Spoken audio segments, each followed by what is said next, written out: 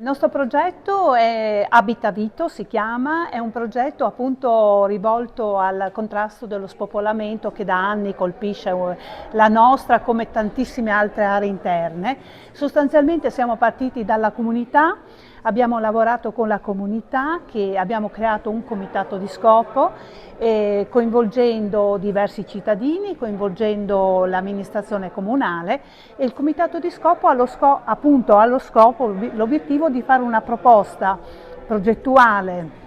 all'amministrazione comunale per capire come gestire le abitazioni che sono chiuse, che sono sfitte, con l'obiettivo di portare i nuovi abitanti nella nostra zona. Quindi un progetto che vede da un lato il riutilizzo di un patrimonio in disuso, ma dall'altro la promozione del territorio con finalità di